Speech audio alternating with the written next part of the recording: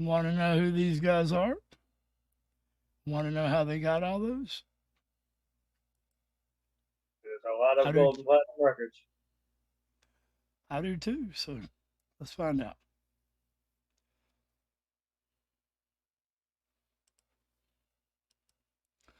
Welcome to Muscle Shoals, Alabama, and this is Custom Creator.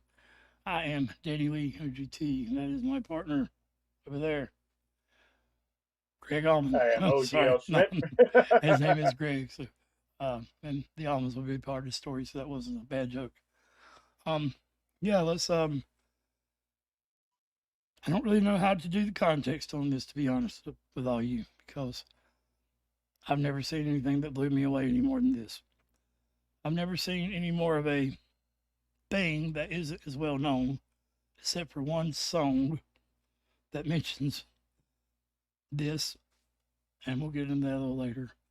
But OGL, you are the wordsmith. Do you have any words that can properly introduce this without just starting it?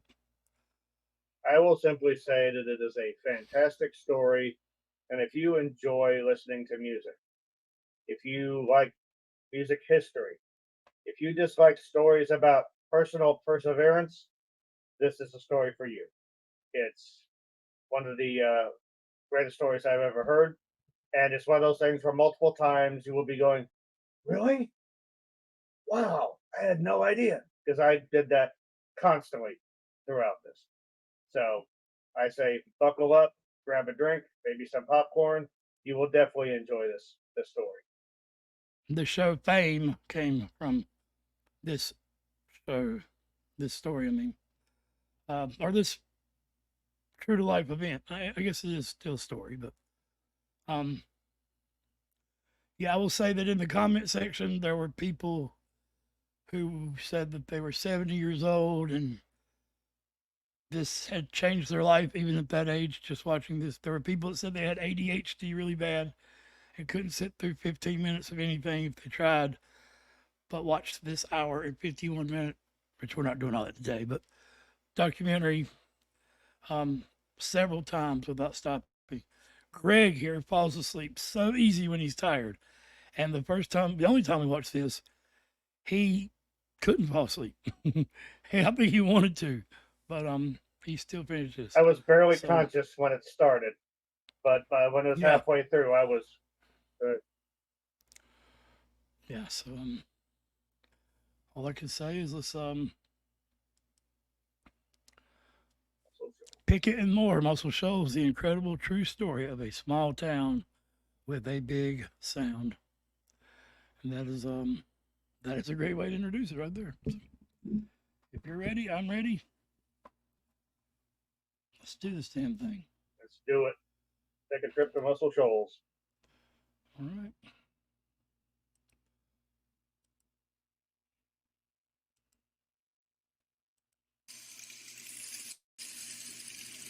Egon.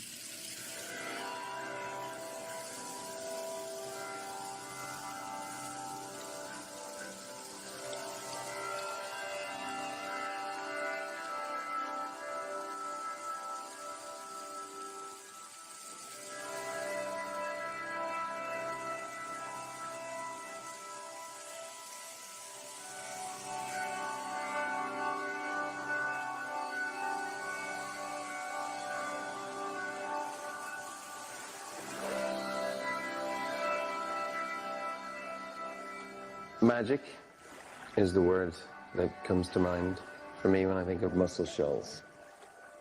It's about alchemy. It's about turning metal, the iron in the ground, the rust into gold. You just have to listen, and you will be transported. You will be changed. You're going to hear some of the greatest voices that ever were. 1, 2, 3. 1, 2, 3.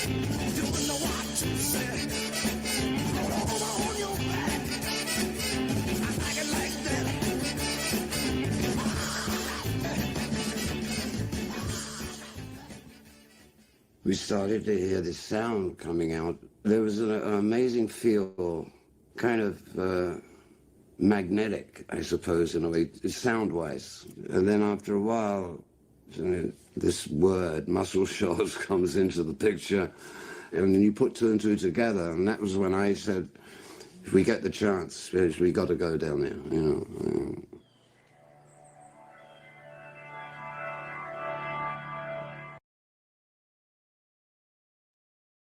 I'm glad they put subtitles because I don't understand. I don't speak Keith Richards, but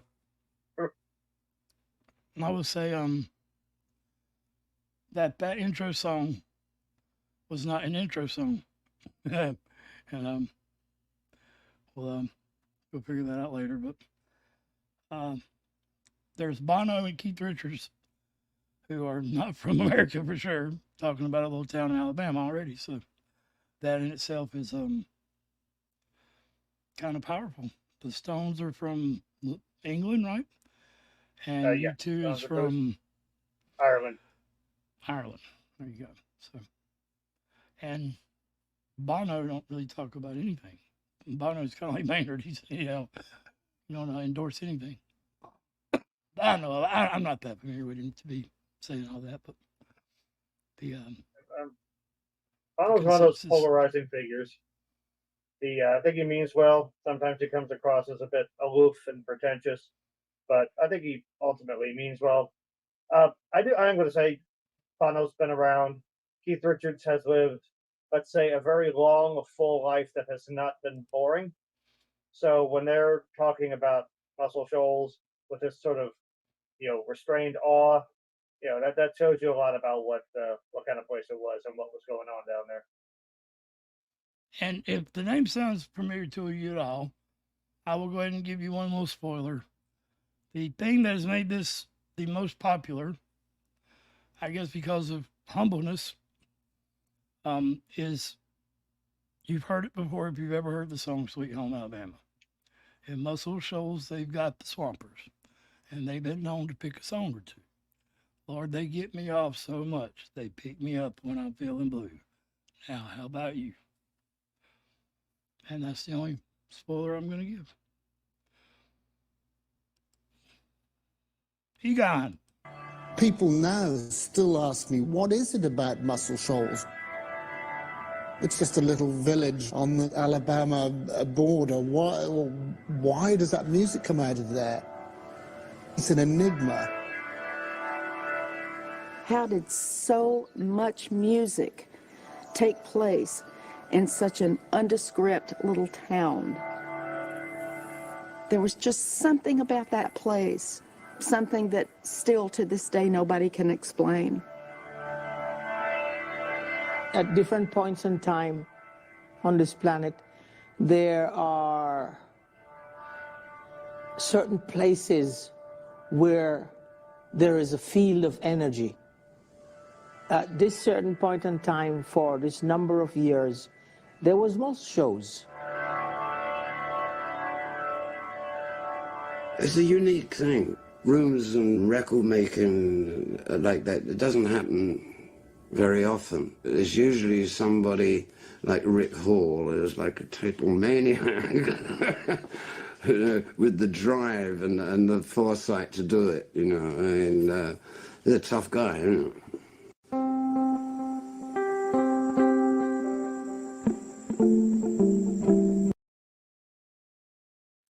I think when we're talking about Mr. Rick Hall, that's an understatement.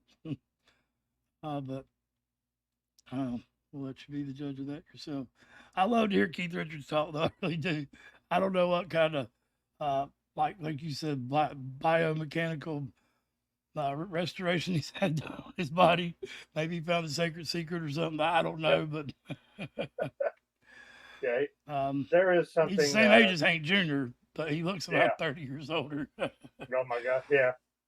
They both still tour though, so I give them props. There is some like a very sort of effortless cool about Keith Richards, and I guess that's what happens when you've seen as much as he has. I love the gentleman talking about the field of energy, and you got to wonder how much of that was just sort of fed. I'm not gonna spoil anything, but when you hear about Rick Hall, there was a guy that obviously had a lot inside that he was able to bring to the forefront to accomplish what he did. And then all these musicians coming, that feeds that field of energy. Just it keeps it strong. Well, don't spoil it, OGL. I'm trying my best.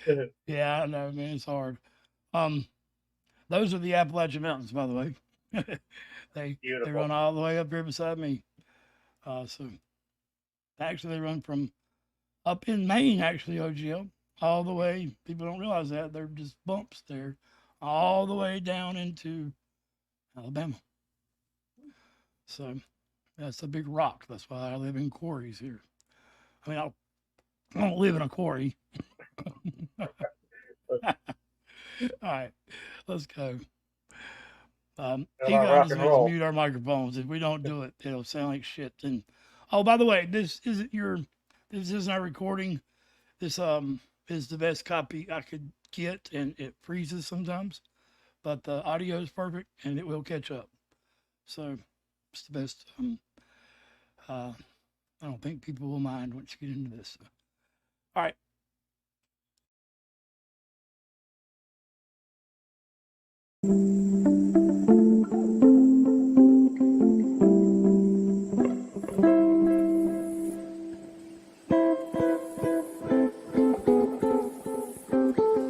This area here is where my roots are, and it's helped me develop into whatever I am today.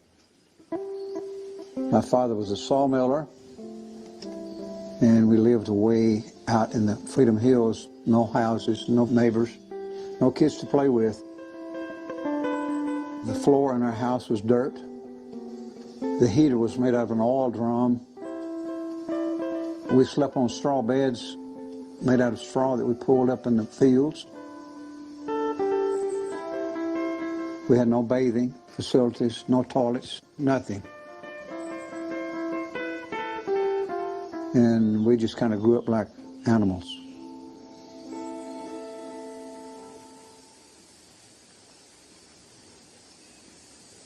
That made me a little bitter, somewhat driven.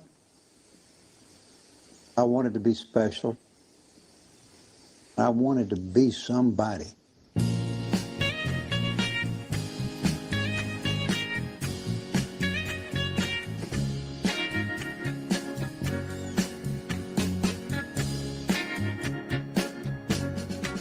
Can you slip away? Slip away. Slip away. Yeah.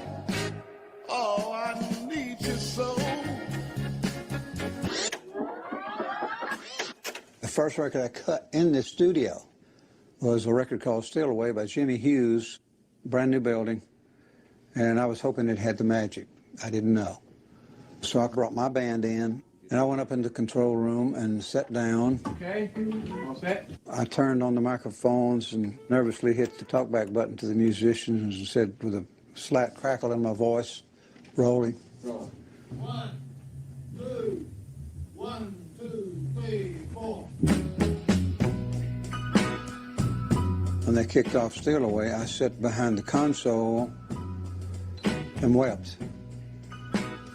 I just had huge chill bumps come up on my arms, and the hair on my back of my neck actually stood up.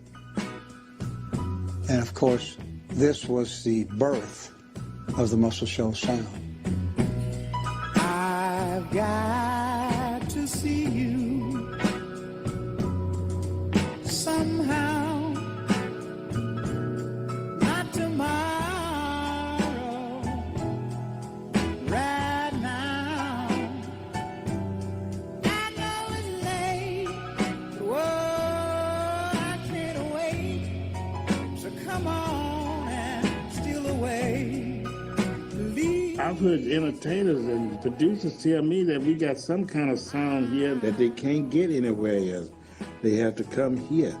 It's that old, deep down into your stomach, coming up out of your gut, coming up out of your heart. That's that Muscle Shoals sound.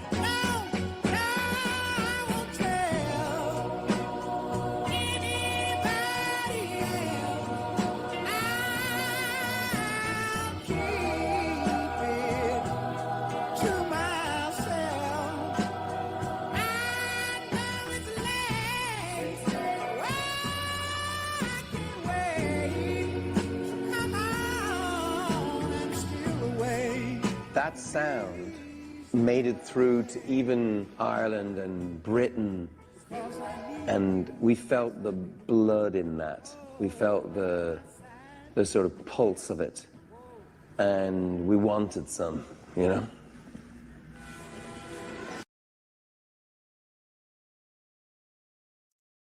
So you're probably gonna see me cry a whole hell of a lot during this, and they're tears of happiness because there's been a lot of hatred towards the South for a lot of reasons that are valid and some that are unvalid, unjust. I think the what is it? The bad things of the many has been, or the few has been placed upon the many. I can't think of the right words. The sins of the many are placed upon the few. Let's keep in The mind sins of that the few placed upon the many. I might have got that backwards. I'm sorry. I'll look that up at some point. But the Civil War was not that long after the Revolutionary War. And let's not forget that all the people fighting in the Revolutionary War come from the North and the South. We were united in one cause, which is what our national anthem is based upon.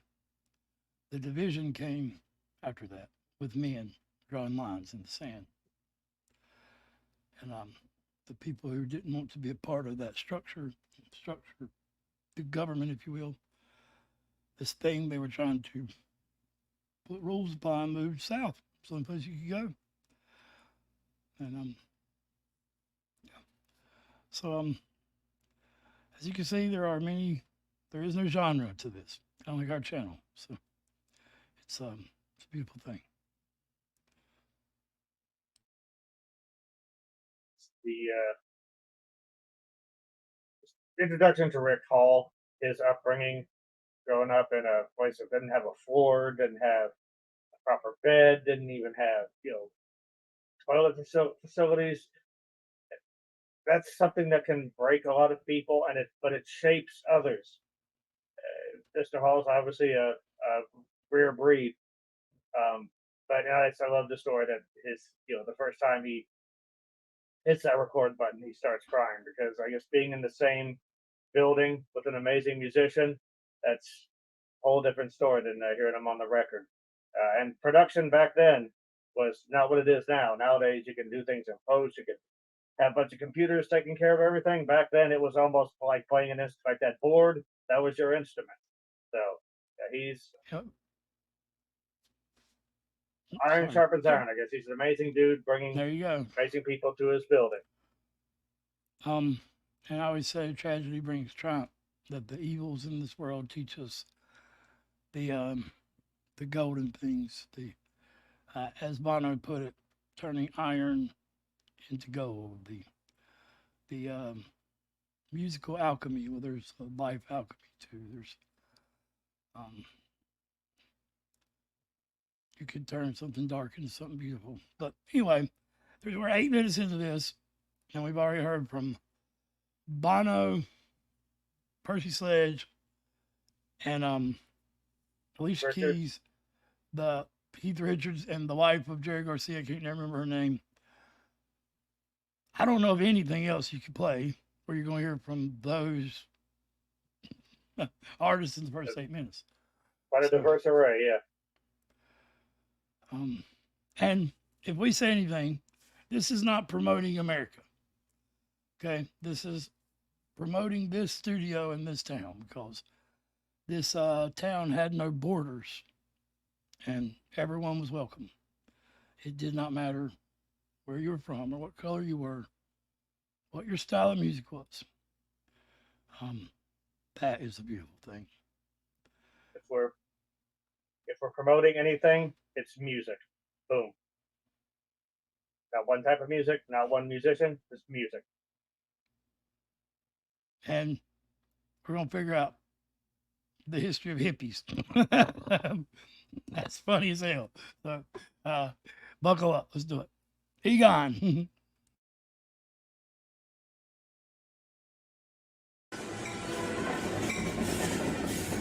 You got to understand, The Muscle Shoals had its own kind of R&B, different from Memphis, different from Detroit, different from New York, different from LA. How did it happen in this little town of 8,000 people? This started this whole style of music. It always seems to come out of the river. You know, even in Liverpool, you know, the Mersey sound. And then, of course, Mississippi. And here you have the Tennessee River. It's like the songs come out of the mud.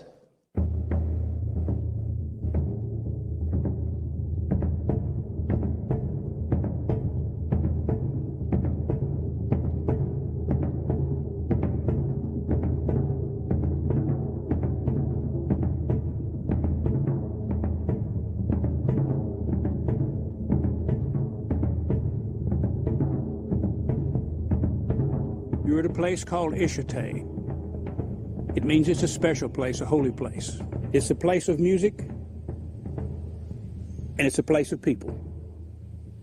I've been working on it for 32 years. There's over 8 million pounds of stones here. It's a memorial to my great-great-grandmother. She was an American Indian, and her people were Iuchi. My grandmother's people called this river that we call the Tennessee today, they called it Nunase, the river that sings. They believed a young woman lived in the river, sang songs to them, and protected them.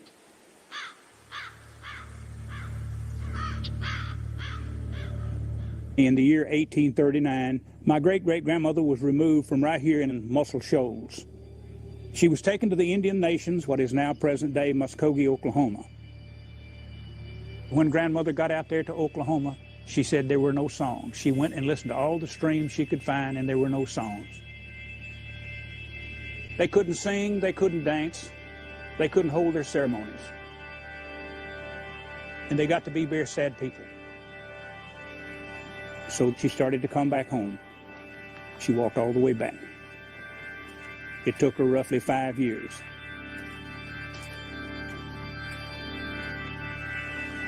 She had to come back to this river, the river that sings.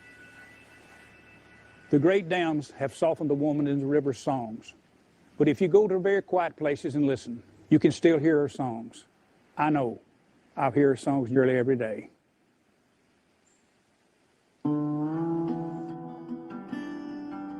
When I was a young man, starting out, I think that deserves, that deserves to walk home 5 years because you were taken from your homeland is a travesty to say the least. And I don't even know what to say about that. That's a terrible, terrible thing. Yeah. Balance it out with a little positivity. I love the imagery of the singing river. I think that's absolutely beautiful. It's the song of nature, I guess. I kind of remember I lived in a little cabin in the woods in Maine briefly, and there was a stream running by, and I used to listen to it, and it sort of lulled me to sleep. But just like Rick Hall, it's being driven. It's a woman who will walk 5 years to return to her home that she was unfairly taken from. I mean, when I was young, I used to love long walks. I peaked at 5 hours. That's 5 years. That's a whole different level of commitment. So, like I said, when they say they have that, the place has that energy field, it's got to be coming from people like that. And someone whose heart is so strong that they will walk for 5 years to get home. It's an amazing story. And again, it's a story born in tragedy. So it's sometimes you need that darkness to appreciate the warmth of light. Well said. Well said. All right. Try to get out of the people's way. Oh, hell. He gone. out in the music business, Billy Sherrill and I, who were writing partners, got a phone call from a guy that wanted to start a publishing company with us and had the sum of $500 to spend on us, which we thought was a gold mine. So Tom Stafford was a dream come true. We went in business and we had a little bitty studio over Tom's father's drugstore. We got a few cuts, made a few bucks, and one day I was called into a meeting with Billy and Tom, and they advised me that they were not happy with the way things were going and thought that I was a little too much of a workaholic. And said that they wanted to have fun while they were having hit records, and that I was just too adamant and too strong-willed and too pushy, so they decided to let me go. So I obviously went home, began to lick my wounds, and was very bitter.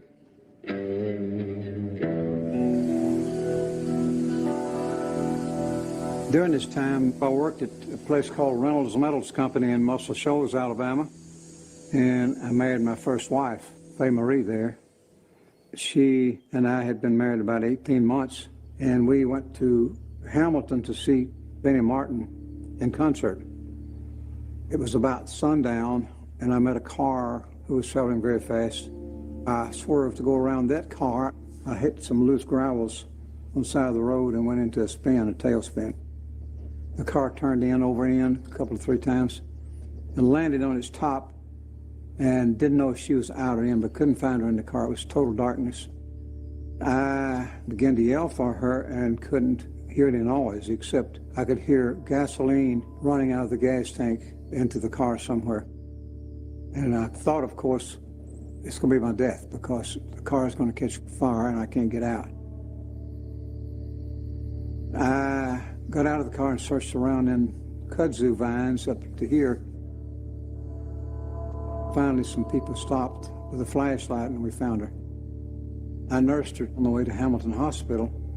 About 2 o'clock in the morning, the doctor came to me and said, "Your wife has passed on." And of course, I freaked out. I became a drunk, a vagabond, a tramp.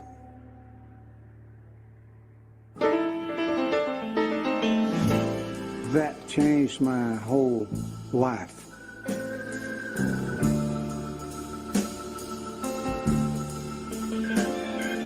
It was hard times, and all I had to cling to was my music. I slept in my car, I ate in my car, and I wrote songs in my car. But I continued playing music, and it was the only love I had at that time, and so I joined a little local band in Hamilton. From that time on, for 5 years, I wrote songs, played music, and chased the women. Somebody long midnight.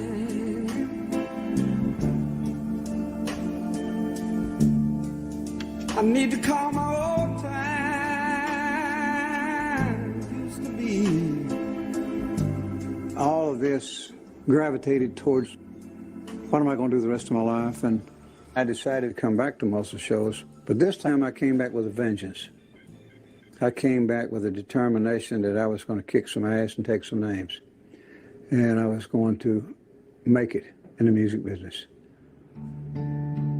And so I set up shop in a little candy and tobacco warehouse. I closed the doors, I hid my car, I didn't talk to girls, I didn't make dates, I didn't do anything except write songs, and I was totally obsessed with the business. And so shortly after that, I ran into Arthur Alexander, who was a local bellhop at the Sheffield Hotel.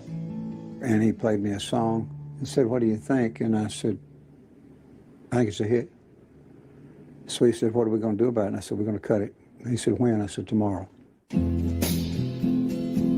I brought my band in. Norbert Putnam, David Briggs, Jerry Carrigan, Peanut Montgomery, and Terry Thompson were the first rhythm section to be in the studio and to cut a hit record. Now, you got to realize Rick Hall is this older man. We're all 18, 19 years old. And Rick's, what, 28, 29? He had the vision for the recording. Rick made records with a group of teenage kids, okay, that became hit records, world-class records. You asked me to give up the hand of the girl I love. You tell me I'm not the man she's worthy of. The very first record, You Better Move On, by Arthur Alexander, that I produced, or had anything to do with, was a hit. Not the second or third, but the first session we cut was a hit record. I know Rick was determined to cut that hit, and he did it. But if he hadn't, I'm of the opinion that none of this Muscle Shoals movement would have ever happened. That's up to her. Yes, and the Lord above. You better move on. The rest of the world started looking at Muscle Shoals. Thank you very much. We're going to do our slow one now. It's called You Better Move On. It was the only thing we did like that, and the girls really adored this song. It was a big hit for us in England. It was like a #1 record. You asked me to give up the hand of the girl I love. I think the Beatles beat us to Arthur Alexander by like a couple of weeks. You know, they cut Anna, and I think we cut Better Move On maybe a month later. It was a love of Arthur Alexander. Yeah. You asked me to give up the only love I've ever had. At that time, we had no idea where this was recorded. But it's interesting to know. One of the first things that we cut was a Muscle Shoals production.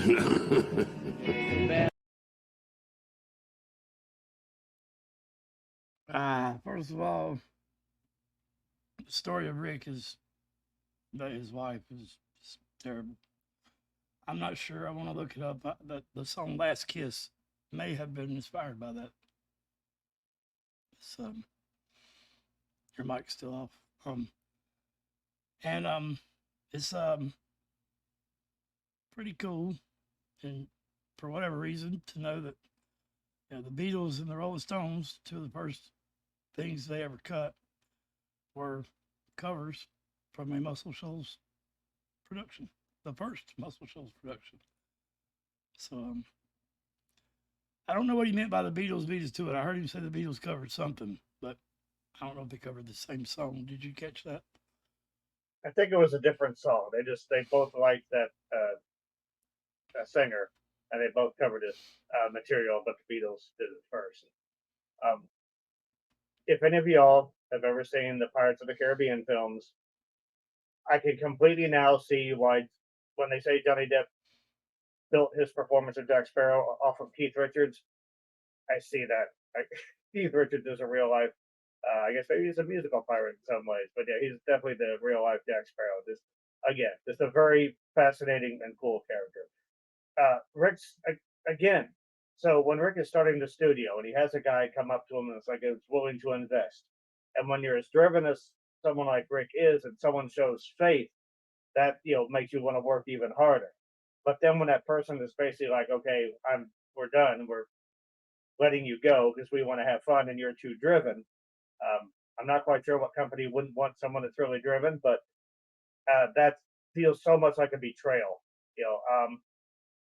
and then to lose that, and then around the same period to lose, the love of his life, the way that he did, I can't imagine going lower than that. And he's even honest. He was essentially unmoored from what had grounded him. He just kind of drifted around as a vagabond or whatever. But eventually, he came back to what I guess you could say he was meant to do. He isolated himself, kept working and working and working. Then he met this guy who was working as a bellhop, who also had this musical spirit. And there's a saying that luck is when preparation meets opportunity. So both of those guys had been preparing, and when they met, boom, there was the opportunity, and he just like, I'm going to go for it.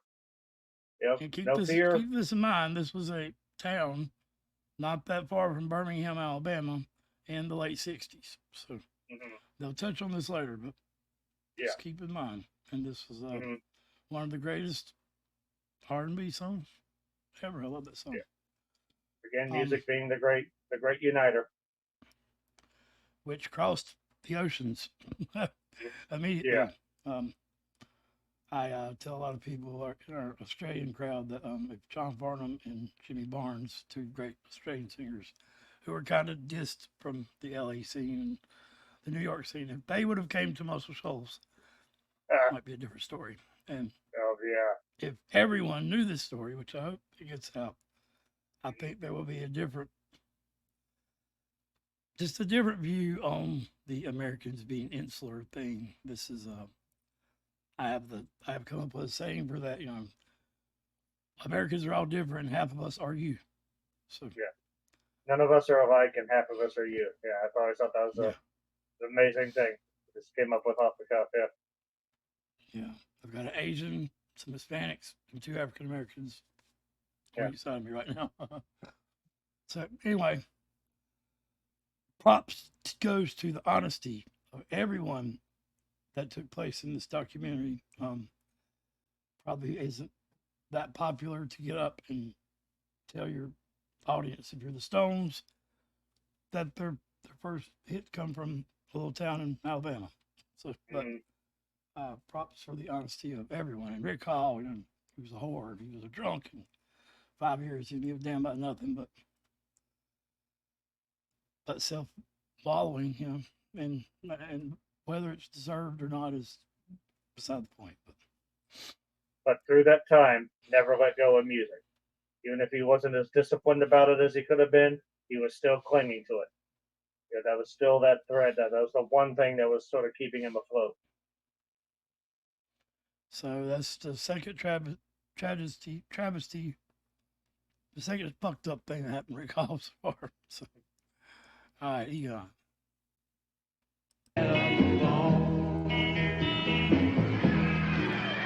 This original Muscle Shoals rhythm section opened for the Beatles in 1964, their first American concert. And of course, a year later, in '65, we all go to Nashville. These guys went on to become great pickers and producers and learn from experience here at Fame, man, we can do it. When they left, there was nobody else. We were the only game in town for him to get. They took the ball that we started rolling, and they rolled it and made it bigger. Individually, I never really thought we were great players, but together we were great players. We had the magic together.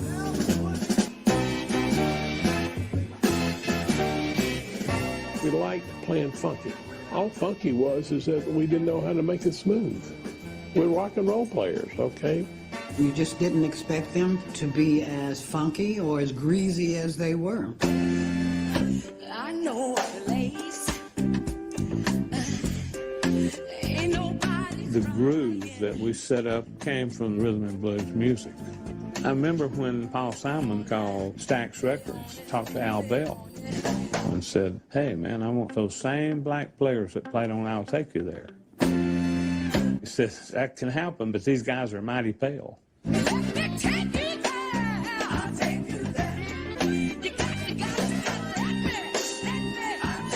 lot of people could not believe that my whole band was white guys that played behind me.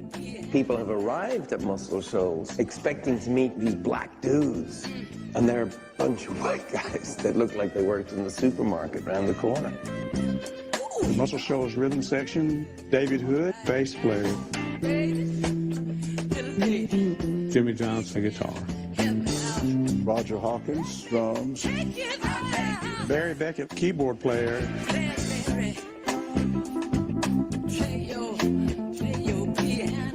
Later on became known as the Swampers.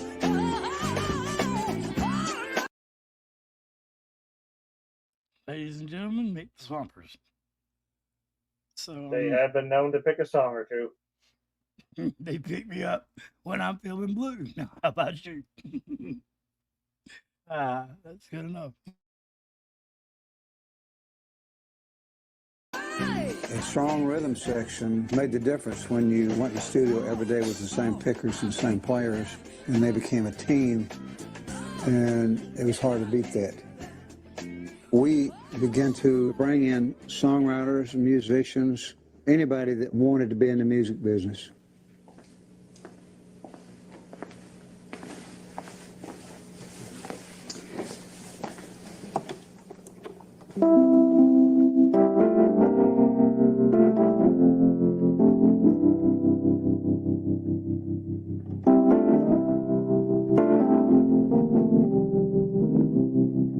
I guess during high school, I started going over to Fame Studio.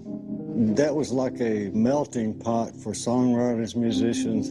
I was, as a teenager, really impressed with all that. I came up here and I'm just a kid, really. And all of these people here were kids too. I mean, nobody knew anything.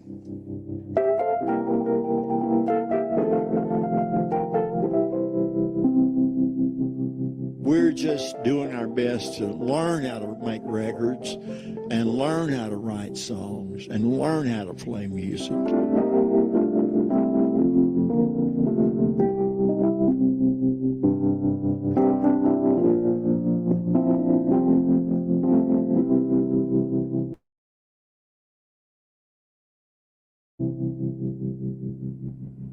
Most of these guys around here, including myself, are country people. We come from the country. Arthur Alexander, Jimmy Hughes, they were the pioneers as far as the artist goes down here. Percy Sledge, these are just local people. I'm from a small town called Leeton, right outside of Muscle Shoals. I was a little guy working in the fields, chopping cotton, singing to the older people in the field that always said that one day my voice would be heard all over the world, but I never thought that would happen. Percy worked at the local hospital. I was an orderly working with the sick people. I'd sing a song for them, you know, and they'd go to sleep. I got such a big kick out of that, you know, and I could see my patient laying up there smiling, you know, and feeling better. So one day I was invited to sing at the Elks Club here in Sheffield. And just so happened Quinn Ivy was a disc jockey at WLAY. And he heard me sing this song, and he loved the melody and the feel. He said, Percy Sledge, have you ever been interested in cutting a record? I remember the day I got the call, will you come do keyboards on this recording session? It'll be the first recording this artist has ever done. When I came into the studio, I was shaking like a leaf. I was scared.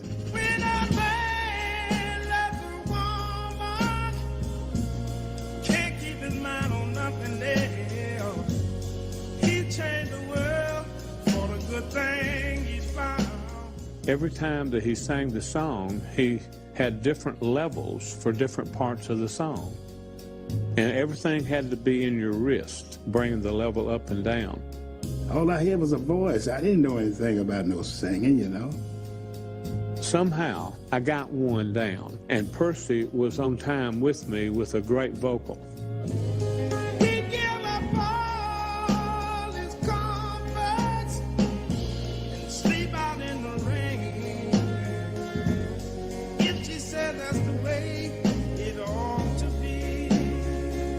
All this was just so new to me, and these guys made me feel like, hey, man, so you can do it, you got it, you know.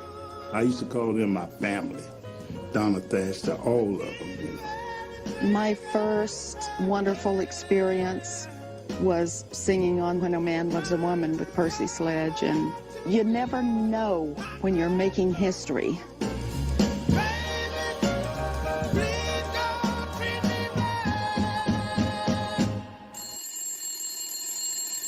Quinn called me one Sunday afternoon and said, do you know of a place we can get a deal? And I said, I think so. And I picked up the phone and called Jerry Wexler in New York.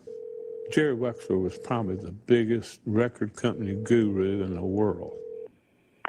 It was a man named Rick Hall who had a studio in Muscle Shoals. I said, you told me if I heard something I thought was a big hit to call you, and I'm calling you. I'll play a little bit of this thing here. And I heard some music coming from there, and it was fabulous. What do you think? We pressed and distributed the record, and that was a big hit.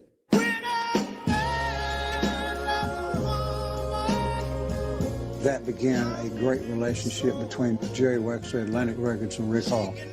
And of course, the record's still one of the most classic records in the business.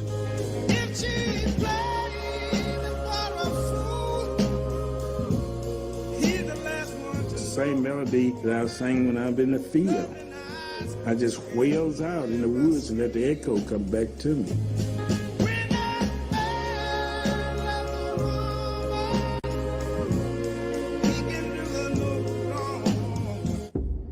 F.C. Wallace as governor of the... During that era of recording basically all black acts, you got to remember that George Wallace was standing in the schoolhouse door at the University of Alabama, making sure that no black people came to school there. And I say segregation now, segregation tomorrow, and segregation forever. This was a politics that could not see past the color of your skin. It's the kind of thing that I know people of this era, they wouldn't want to believe what it used to be. I think of all the times when we used to take a break from the studio to go out and eat. I was somewhat frightened from time to time when we'd go and buy dinner for half a dozen black people. That's where you saw, like, what are y'all doing sitting there? Even though the civil rights movement was already in effect, it still hadn't dawned on people that this is the new era.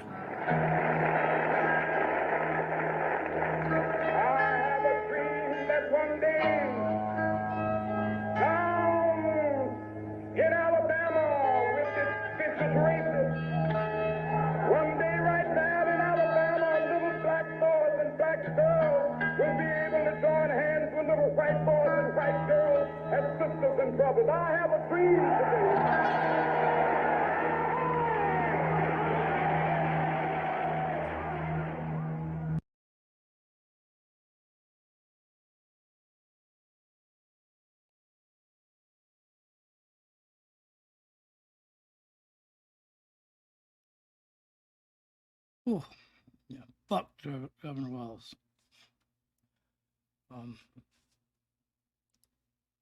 I wish Martin Luther King could have lived to have realized that his dream was already taking place in Muscle Shoals. But it's one little bitty town that had just started making records. So the publicity of, I don't know if you want to call it publicity, but that's what it was publicized, of all the racism, especially from Wallace. I don't, you know, this is in the documentary, but that's why in that song Sweet Home Alabama it says, in Birmingham they love the governors. Boo, boo, boo. Now we all did what we could do. Watergate does not bother me. Does your conscience bother you? So that line is very misinterpreted, represented as a racist line. But those boys didn't have a racist bone in them, and they will make an appearance later. So this is an hour and 51 minute documentary, and that was the first 30 minutes of it. So and as amazing as this first section has been, it only gets better from here. So believe it or not, yeah, he's not lying. yeah. But how about Percy Sledge? My God, man, come right out of the fields, pick cotton, and straight into the studio after working at a mental health home or a nursing home, I guess, yeah, and singing songs to the people. That's just one of the most beautiful things I've ever heard. I legitimately hope that, you know, if I'm ever bedridden in a hospital, that Percy Sledge is there to sing to me. That's we don't have that in hospitals now, but no, that's just his humble upbringing, and just singing in the field. He said singing where the echo could come back, and again, this thought going through me, you know, feeding into that energy field that the guy mentioned, and then, you know, before you know it, he has a hit record on his hands, thanks to his amazing voice and the Muscle Shoals studio. Yeah, there's so many inspiring stories come from that. I still love the idea that all of these super funky grooves were created by, you know, some of the dorkiest looking white dudes you will ever see. Well, we know the whole story, so far there haven't been that many, but there are many more to come. When Aretha Franklin says she didn't expect them to be so funky and greasy, Queen of Soul calls you funky and greasy, you just say, thank you, ma'am. And Alicia Keys.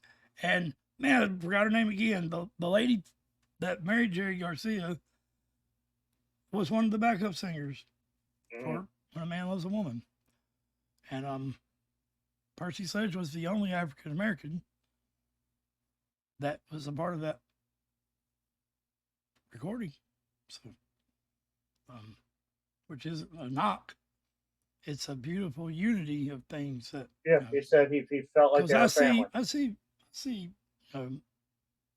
like white people all the time that enjoy R&B and rap and blues and gospel and all these music. You don't see a whole lot of the opposite, Southern rock and roll that are to the entire world outside of the South. You don't understand that the way those people made that Southern rock and roll was because the slaves that lived in the house with them and the cotton fields, when they heard them singing, that's what they cut their teeth on. That's where they learned the sound that is accentuated in Muscle Shoals. So mental health is real. Diversity sucks. Stigmas are fucked up. And this thing here represents everything that I believe in my heart I want the world to become, like that studio there. Or no matter where you live or where you're from or what your accent is or what color you are, you work together as a common goal to make things better. Just in case anyone gets the wrong idea, when Danny said, diversity sucks, he's not talking about natural diversity. He's talking about the politicalization of that word. Diversity. Yes, and to turn everything into, to reduce everything to race and gender and stuff like that. Whereas I might have used the wrong word. Yeah, segregation sucks. Yes, thank you. The separation of diversity. So sorry. Right. Nothing more beautiful than natural diversity, and that's what Muscle Shoals was. That's people coming together for a common good, and that is to create awesome music. So. And we'll have 4 parts to this. So yeah, much love to everybody. I'm not even going to monetize this. I ain't gonna try to. So this will be totally pro bono. To use Bono's name there. Much love, everybody. We hope you enjoyed this story as much as we did, and we hope you get something profound out of it, because it really is amazing. There's OGL with a Willie Nelson album. I think at that point, my beard might be slightly better than him. Yep, fire spirit right there. That's it. That's it. I even love the fact of the showing love to the Native American heritage, who are more demonized than any group of people in America that they are cast in the shadows. Yes. Nowhere got it worse than they did. Yeah. Nobody. And my friend I met at the park the other day, was the first thing he said is, I didn't realize there were white slaves. I was like, it wasn't near as bad. And there were black slave owners, only in the North. I've never heard of one in the South. And just look up textile mills and who profited from the cotton picking and where textile mills were built. Slavery sucks, but every race, every country, every landmass, everyone's been doing it since the beginning of time. And we do live in a time when we're at least aware of that and trying to make strides. But again, it's amazing how the biggest strides, it's a place like Muscle Shoals where you go and make, regardless of color, regardless of anything, you make great music together, you go out, you have dinner together. That's what the world needs more of. So, and again, music is your best support group, and a pretty good MC too. No doubt. Much love, everybody. Be back Thank for y'all part so 2. much.